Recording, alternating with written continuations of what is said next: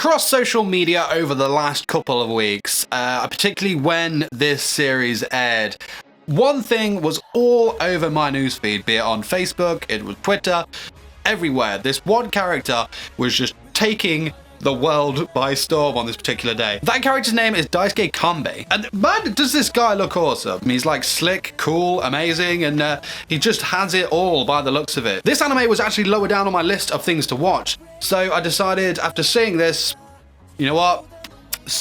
Actually hit myself, sort this out and watch this. So I asked myself the question, is the Millionaire Detective Balance Unlimited going to be something that should be on my permanent watch list this season? Let's roll intro and I'll let you know.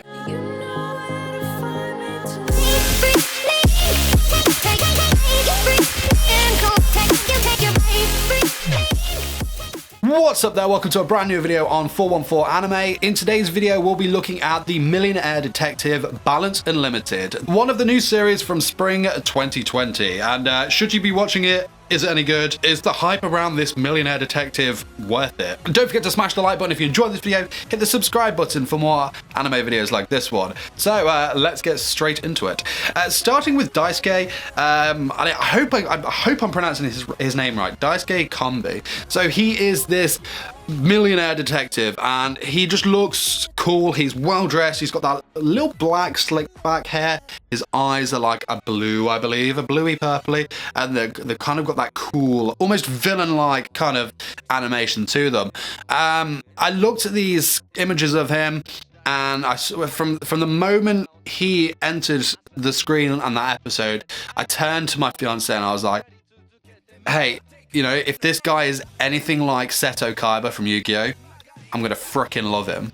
And it kind of, I think he might be. It was hard to kind of get a lot out of him on that first episode because there was more introduction around the other protagonist, whose name I can't remember. The story seemed to be building up more around the other protagonist, whose name is Haru Kato, I think, and I hope I pronounced that right as well. I'm the king of butchering names.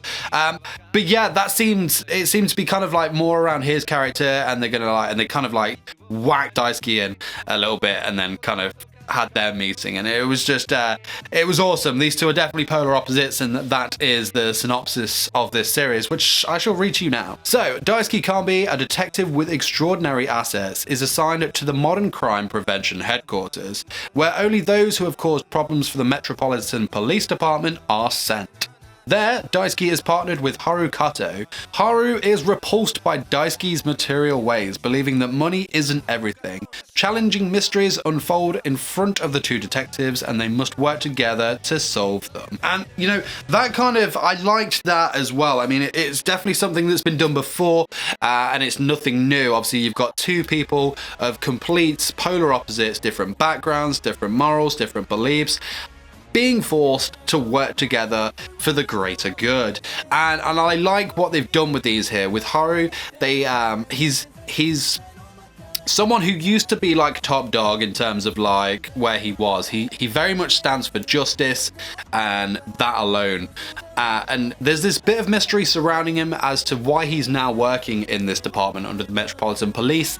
So I believe it's kind of pointing in the direction of like his personality of being really justice focused was the reason he got demoted. However, I think there's going to be something a little bit kind of more darker. Maybe not darker, I don't know. Maybe there's going to be something else there. There's an incident involved. It has to be something to do with an incident. It can't just be personality. Then you've got Daisuke, this like baller of a guy who basically he has an unlimited fund of money, and he basically solves his crimes through like just means like that. It's like, well, if I can pay for it, sorted. So the two are definitely like butting heads, and it's going to be fantastic. I mean, the first episode was really, really good, and I went into it kind of like I said, as a show that I didn't really have high up on my watch list. So I kind of went into it and I was watching it and I was like, yeah, I found that I couldn't really take my eyes off it and I was really enjoying it. The animation was, you know, pretty alright. Yeah, it was nothing like mind-blowing, but it definitely wasn't bad. We had a couple of thieves and the girl thief never seemed to be in focus, whereas the guy did. And I was just like, that's a bit weird. But, you know, it didn't stop me from watching it and whatnot. And I'm kind of hoping this is going to be one of those series where there's like loads of little mysteries to solve, but there's an underlining story kind of beneath it. This was what I found the problem was with Inspector last season, was that it on the surface it looked like it was going to be loads of these little kind of mini stories, but it was kind of like a couple of mini stories then this big story. So I'm hoping that it's more like kind of mini story, but with a bit of a story underneath as well. I think that would really work for what's going on here. There seems to be a couple of other characters involved here, but I don't think they're going to get a lot of screen. I think the main focus is literally going to be on these two guys here. And you know what? I am 100% cool with that, because if they do it right, these characters are going to be very interesting. Like, I'm hoping we get to find out more about Daisuke. I think it's Daisuke. Kanbi, let's call him Kanbi. So I'm hoping there's a bit more of a backstory behind him and make him a bit more, because he's already got a bit of a mysterious feel about him at the moment. He doesn't really talk. He kind of lets his actions do the talking for him, so to speak. What I loved about him was when he was having his meeting about the department he wanted to join, and the guy offered him a cigarette. He was just like, no, I've that. Just whacks out this massive Cuban cigar and just starts. The guy is class. The guy is class. I suppose if you have got an unlimited balance, you know, you're gonna have some essence of class about you, I imagine. Maybe, I don't know. What would you do if you had like a balance of, you know, unlimited money? I don't think that would improve my class, actually. What would I spend all that? Figures.